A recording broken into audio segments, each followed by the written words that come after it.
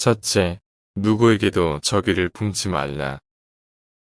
될 수 있는 한 누구에게도 적의를 품지 않는 것이 좋다. 하지만 사람의 성격은 결코 변하지 않는다. 그러므로 사람들마다의 말과 행동을 잘 염두에 두었다가 사람들 각자의 특성을 분별해 그들에 대한 우리의 태도와 행동을 정해야 한다. 어떤 사람의 나쁜 특성을 잊어버리는 것은 어렵게 번 돈을 내버리는 행위와 같다. 좋지 못한 경험을 반복해야 하기 때문이다.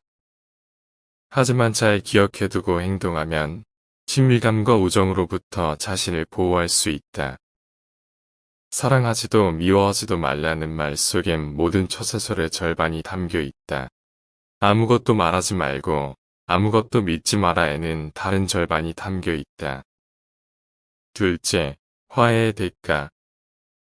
인간은 무엇이든 다 잊을 수 있지만 자신의 본질만은 망각할 수 없다. 인간의 모든 행동은 내면의 원칙에서 나오는 것이며 성격은 절대로 바뀔 수 없다. 그러므로 인간은 같은 상황에 부딪히면 언제나 같은 행동을 할 수밖에 없다.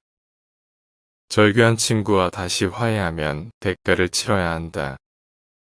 그 친구는 기회가 생길 때마다 절교의 원인이 되었던 바로 그 행동을 다시 되풀이해야 할 것이다. 그리고 속으로는 상대가 자신을 필요로 한다는 걸 즐길 것이다. 이처럼 우리는 상황이 변했는데도 그 사람이 과거와 똑같은 행동을 하리라 기대해서는 안 된다. 셋째, 타인을 너무 관대하게 대해서도 안 된다. 타인을 너무 관대하고 친밀하게 대해서는 안 된다. 돈을 빌려달라는 부탁을 거절한다고 해서 친구를 잃어버리지는 않지만 돈을 빌려주면 금방 친구를 잃어버리게 된다.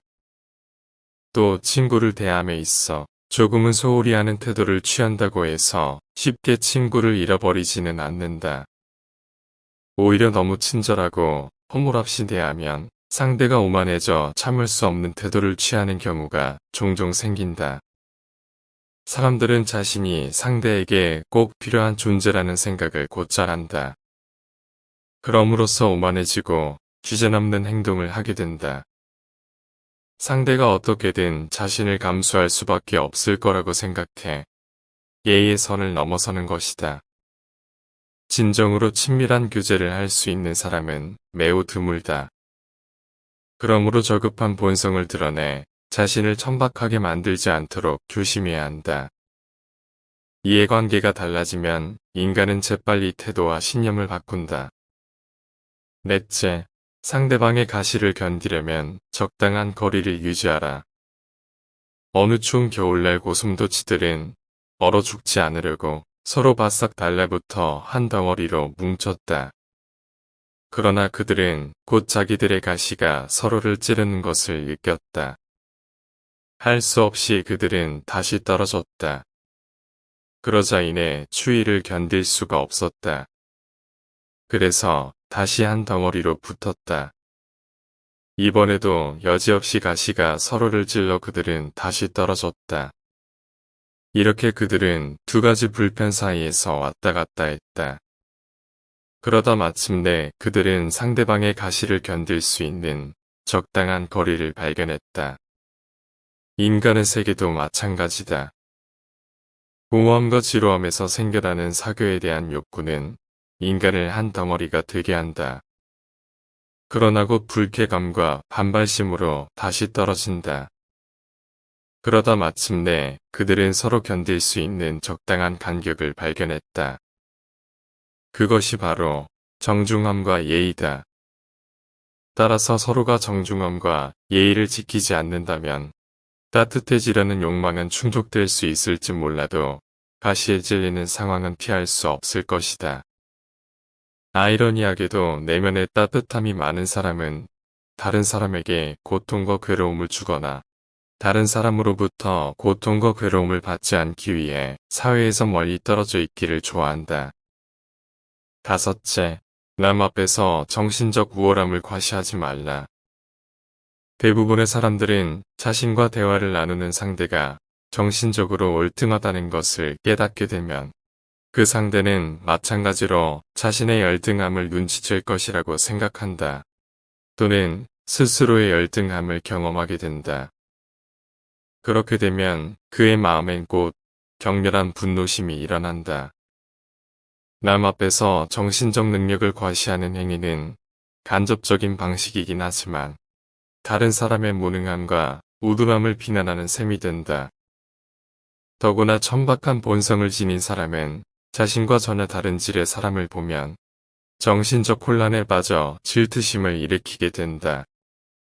인간은 그 어떤 장점보다도 정신적 장점을 자랑스럽게 여긴다. 하지만 남 앞에서 정신적 우월함을 과시하는 것은 참으로 대담무쌍한 행위다. 사람들은 그런 일을 당하면 복수심을 품고 상대에게 모욕을 주어 안갚음을 하고 싶어한다. 여섯째, 있는 그대로의 열등함을 내보이는 것이 좋다.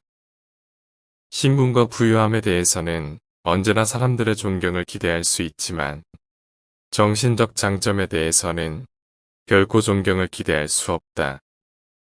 반대로 정신적 열등함은 진솔한 추천장과도 같다.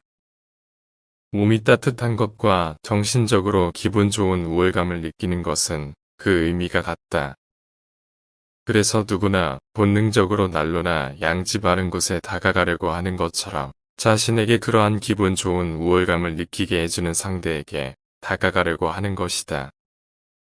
그런 상대란 남자의 경우에는 정신적 능력이 자신보다 월등히 떨어지는 사람이고 여자의 경우에는 미모가 확연히 떨어지는 사람이다. 남들이 자신에게 다가오도록 하려면 있는 그대로의 열등함을 내보이는 것이 좋다. 어떠한 종류든 정신적 우월함은 자신과 남을 멀어지게 만든다.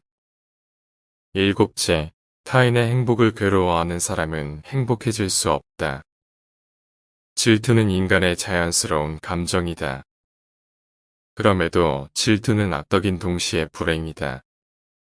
우리는 질투를 행복의 적으로 간주하고 악마처럼 물리쳐야 한다. 자신의 것을 남의 것과 비교하지 말고 즐기도록 하라. 다른 사람의 행복에 대해 괴로워하는 자는 결코 행복하지 못할 것이다. 많은 사람이 자신보다 앞서 있다고 생각하지 말고 많은 사람이 자신보다 뒤처져 있다고 생각하라. 친한 친구가 불행을 당하면 딱히 싫지만은 않다. 어떤 친구가 진정한 친구인지 알게 되는 기회는 자신이 방금 당한 불행을 알리는 순간이다. 그럴 때 어떤 친구는 마음에서 우러나는 잠대고 가식 없는 슬픈 표정을 짓는다. 또 어떤 친구는 겉으로는 마음의 평정을 유지하는 것 같지만 얼핏 스치는 표정마저 감추지는 못한다. 대부분의 친구들은 그런 경우 종종 입가에 흐뭇한 미소가 잔잔히 번지는 것을 거의 참지 못한다. 친구들에게 자신이 최근에 겪은 큰 불행에 대해 들려주거나 자신의 개인적 약점을 숨김없이 털어놓을 때만큼 그들을 기분 좋게 해주는 것은 별로 없을 것이다. 그것이 바로 인간 본성의 특징이다. 이번 영상에서는 쇼펜하우어가 알려주는 인간관계 기술에 관한 명언을 살펴보았습니다. 쇼펜하우어는 우리 한 사람이 누군가에게 의지하거나 종속되기보다는 독립된 존재로서 고독할 수 있어야 한다고 말합니다. 얼핏 보면 그의 이러한 생각이 사람에 대한 불신에서 비롯된 것으로 오해할 수 있을 것 같습니다. 하지만 제 생각에 쇼펜하우어가 말하고자 하는 바는 상대에 대해 의심을 가지라는 것이 아니라 인간관계에 있어 본인의 중심을 잡고 타인에 의해 휘둘리지 말아야 한다는 것이 아닐까 합니다. 자칫 냉소적일지 모르지만 바로 그러한 태도가 자신과 상대방 모두 결점이 있을 수 있음을 인정하는 것이고 그렇게 함으로써 비로소 그 결점을 고칠 수 있음을 말하고자 한 것 같습니다.